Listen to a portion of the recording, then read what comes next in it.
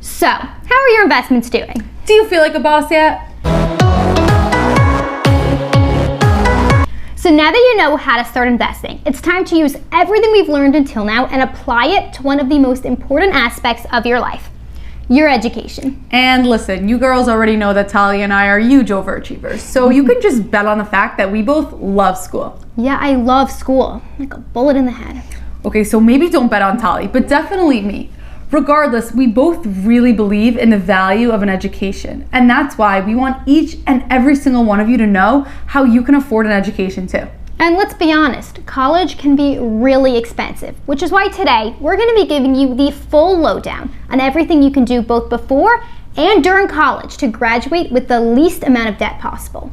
There's no easy way to put this, or nice way, in matter of fact, but truth is, getting into debt this early on in your life is probably one of the worst things that you can do to yourself. Having these payments are going to be so stressful for your life. It's like saying, I'm going to have a 50-pound brick on my back for the foreseeable future. And why would anyone want that? When you graduate and start your career, the loan payments will add so much stress to just the daily cost of living on your likely fairly modest paycheck. If you don't get a job for a little while, that's another stressor. And if you're not a nervous wreck by now, we will tell you, don't kill us, that it also will affect your ability to buy a home down the line. Student loans will make it harder to both qualify for a mortgage and afford the mortgage payments once you do buy a home. So let us just say that we believe, if possible, that every decision regarding college should be towards graduating debt-free, or at least with the minimal amount of debt possible. Listen, we know that loans are not the way that most of you want to get through college. And that's exactly why we're sitting here right now, giving you every single tip that we have so that you're able to pay off as much of your education while still in school and have the possibility to graduate as a free woman. Yes. Okay, listen. We can ramble on for hours about the different college savings accounts and programs. There's tax benefits, tax credits, income-based government and private grants, loans. Kat, you get the idea. Okay, but to be honest, most of them are out of your control and we just can't cover everything in this short video. Which is why we've said it so many times, but we'll just say it again. There are so many amazing resources online. So if you're interested, we really encourage you to hop on the internet and learn whatever you can. And when it comes to paying for college, like we said, there is so much out of your control. It wasn't up to you whether a parent, grandparent, or anyone else set up a 529 plan on the day you were born and have been making regular contributions for the past 18 years. Your family's income and therefore your eligibility to get into or even apply to these programs is also not in your control. Which is why, for today's video, we are going to be telling you ways that are under your control, ways that you yourself can minimize the cost of your higher education. And lucky for you, there are a bunch. So the first one might be a bit obvious, especially if you've been watching us, but we're gonna say it anyway, and that is to start saving when you're young. So that's right now. So if you've watched the last 7 videos, and come on, you got to. You know all about how investing and leaving your money in the market or in a bond for the long term can allow it to grow and grow many times over. So even if a college fund hasn't been set up for you already, it's not too late to start saving. So the first account you could use to start saving for college is your brokerage account. Come on, you better have one by now. Start investing with the intention that this money is going to be a big part of your college fund. So do not touch it. Do not even transfer it over to your checking account so you could spend it. This is really important and it's going to be set aside for now for the sole purpose of paying for your education. But just to clarify, we're not creating a new separate account that's an education account. No, we're using your regular brokerage account, which you have after video 5. You got it. Obviously. And we are putting money in and investing it for the sole purpose for now of your education. It's kind of like if you wanted to save up for a car. You wouldn't create an account called car savings. You would instead put money in your brokerage account and know that all the money that it's going to grow to will be used for the purchase of a car. And if you're a boss and somehow have money left over after paying for your entire college tuition, don't sweat it. It's not going anywhere. And you can keep it in there, continue to invest it and let it grow and save up for a new goal, maybe down payment on a house. And if it seems crazy to be saving and investing for a down payment on a house, know that you know what's not crazy? Try to buy a house and having your down payment ready. True. Okay. The next account that you can use to help fund your college tuition is your good friend, the Roth IRA. You didn't forget about it, did you? You never forget your first love. So, yeah, you're right. We did say in a previous video that the Roth IRA is a retirement account. And unless you're going through college at 65, Tali, how are you supposed to use a Roth IRA to help you pay for college? My colleague makes an excellent point. Thank you. But remember that we said that any money that you originally invest in your Roth IRA... You might want to try that again. But keep in mind that we said any money you originally invest in a Roth IRA can be withdrawn without any penalty. So for example, if you want to really bother us, you can withdraw the $100 that you invested in your Roth last week and buy a new pair of shoes. Okay, but a new point that my colleague has failed to mention is that education is one of the few expenses where you can withdraw not only your contributions, but also the earnings that your Roth IRA has made with no penalty. The earnings is anything that your Roth has grown into. You just have to pay taxes on it. Taxes? Ew, gross! So this all sounds really, really good, and so we know that there's got to be a caveat coming along, and there is, so bear with us for a second. Okay, so remember how we said that any money you're going to need in the next year or two does not belong in the market? You remember? Good, because that's still what we're saying. Nothing is changing here. But that means, Tali, that if I can only open up an account in my own name at 18, then I can only technically be paying for my junior and senior year of college. But what about my freshman and sophomore year of college? No, it's a good question. Thank you. And the solution is not to invest right now and bank on your investment going up in the next 6 months and paying next semester's tuition with that. Because guess what? Investments can go down, especially in the short term. So what you can do is before you turn 18, you could ask your parents to open up a custodial account for you. No, not custodian, not the guy that works at your school, a custodial account to invest the money for you. And this way, when you start babysitting at 13 or get a paycheck at 14 from the summer camp, or maybe at 16 when you become a waitress, you have somewhere to put this money. And then eventually you can use that money that you invested to pay for both your freshman and sophomore year of college. A parent, relative, or any trusted adult might already have a custodial account set up for you. And if they do, great, you're golden. And if they don't, you can just ask them to set one up. But please, do research and understand what this account is before asking them to set it up for you. Don't worry, even though they're setting it up, it's still your money in the account. But it's really important to understand that before you become 18, the parent really has control over this account and hopefully is investing that money in your best interest. But the good news is once you become the adult, it's now your account.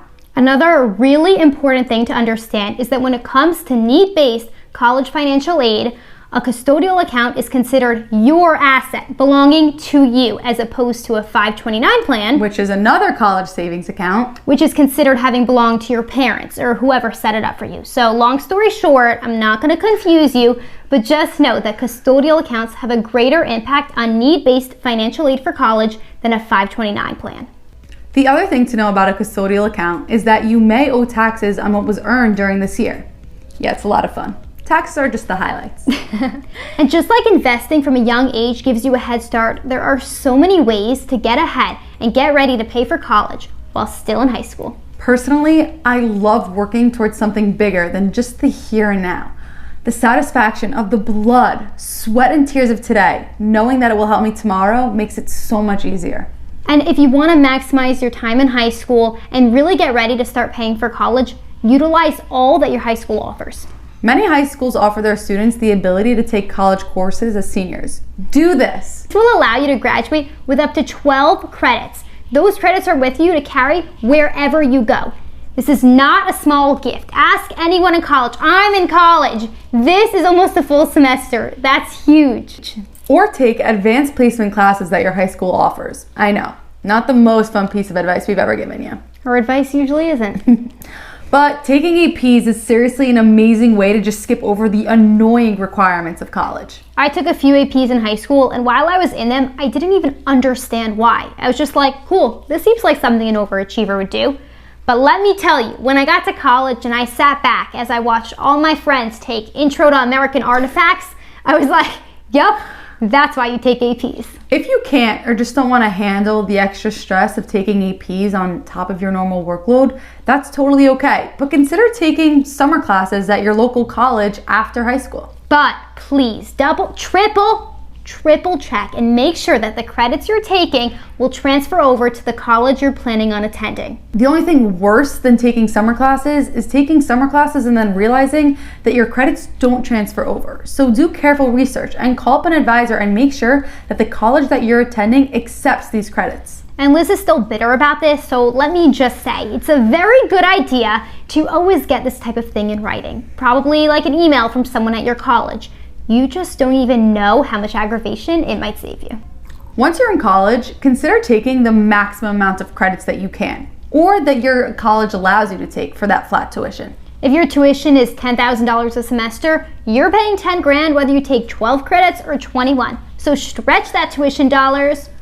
Okay, please know yourself and know your limits. If taking 21 credits is way too much for you, then don't. If 15 is your limit, fly with it. Go for it. We're just here to push you to reach your potential, but not go over. So whether you're taking AP courses, college courses in your senior year, summer courses, or maxing out on credits every semester, these are all bringing you to the same goal of graduating early.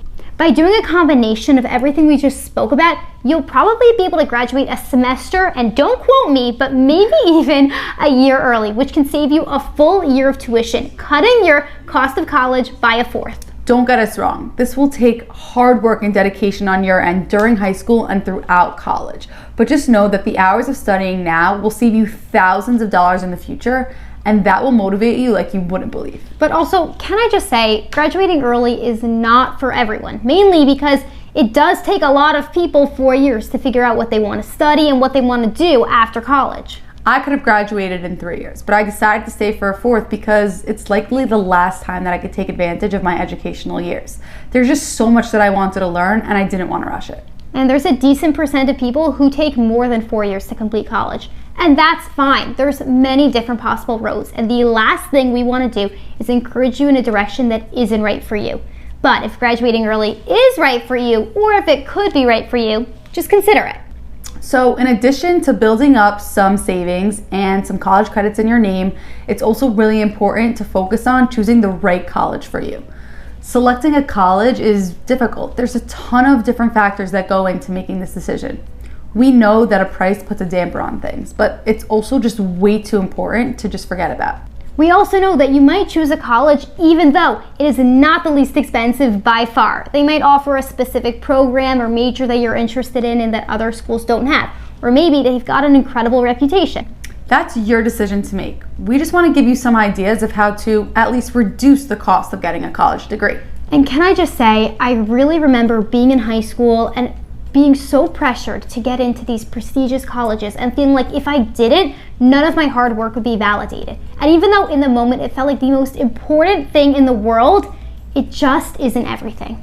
Being able to post on Facebook, Harvard, class of 2025, has a great ring to it, don't get us wrong. But you know what's even better? Graduating debt-free. And don't think for a second that by going to a state or less prestigious school that you'll have a hard time finding a good job. You can get an awesome job without going to an Ivy League school. A lot depends on you, and honestly, in many cases, the connections you have, internships, experiences, and skills play a much larger role in getting you a job than your college name.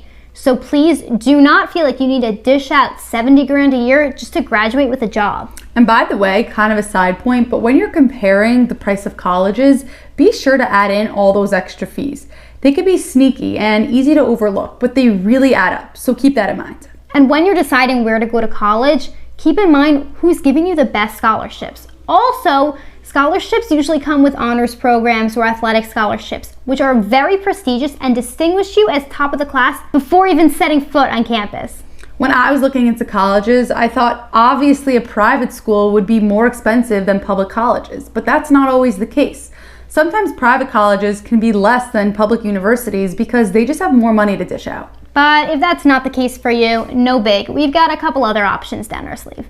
Look into tuition reciprocity programs, which are basically agreements between states, countries, and schools to give out-of-state school students in-state or even reduced tuition rates. Or look into the National College Promise Program. That's a lot of P's. Which funds secondary education for 2 or more years for students who qualify. And for the right gals, it's time for you to listen up. There are a handful of colleges and universities that offer free tuition in exchange for a service. Some of them include, and let me get my list out here, the U.S. Naval Academy, the Military Academy, Air Force Academy, Coast Guard Academy, Merchant Marine Academy, and most importantly, not Like a Girl Academy. So the gist of what we're trying to say is that there are options. You have options. Honestly, way more than you probably thought you did. And it all begins with just a conversation. So that's right. It's time to have that conversation with your parents and find out what, if any, money has been put aside for you to college. Let them know what colleges you're considering and why you're considering them. Most importantly, let them know that you're not expecting them to take on massive debt in order to put you through college, jeopardizing their retirement. They will really appreciate your honesty and maturity at seeing the college decision from their point of view. Trust us on this, mostly because my mom told me that. It's entirely possible that the private school that you have your eyes set on can't offer you the proper financial aid package to even out the playing field between the private school cost and the public school cost of your local college. Going in-state is another great way to save on college education. It's like getting access to a 50% off sale, a bargain you just cannot pass up. Also, can we mention that some people might want to consider going to community college, Which is very cheap, for maybe the first 2 years and then switching over to their local state college. That way, you're basically getting a 50% off discount on college because at the end of the day, the school you graduate from is the school that your employers will see. The next thing you need to know to pay for college is to be sure to complete what's called a FAFSA form, which is a need-based application for federal and state financial aid. That was a lot of terms, but in English what we mean is that based on your family's income and expenses, the government, for free, might I add, will let you know what scholarships, grants, work study, and loans you qualify for. So while we're on the topic of financial aid, we want to talk about a very important difference between loans and grants. Loans are borrowed money that you need to pay back. Almost always with interest, which you know we are not into because it really adds up over the years. Yeah, while grants are what you call free money, which means that it doesn't need to be repaid.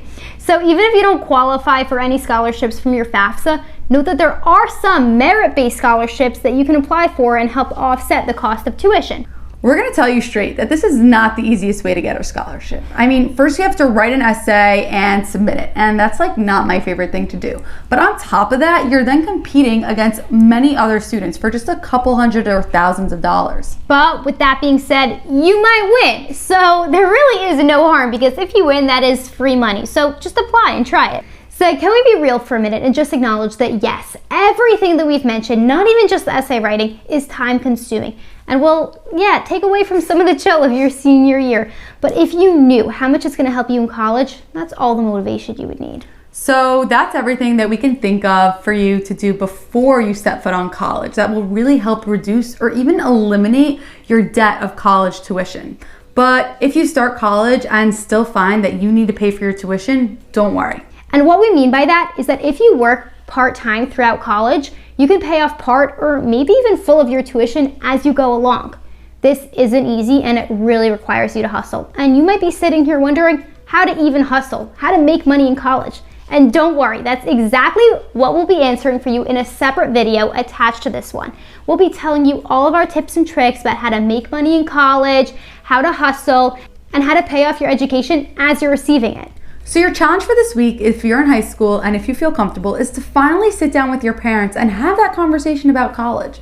Find out what types of schools they had in mind for you and what, if any, money they've put aside for you. Also find out what they're expecting from you when it comes to contributing for college. But know that it's totally okay if your parents don't feel comfortable having this conversation. But after the conversation, pick a few colleges that you're considering and go on their websites. Just check out the page where it says the annual fees of attending the school. You're not making any hard or rash decisions here.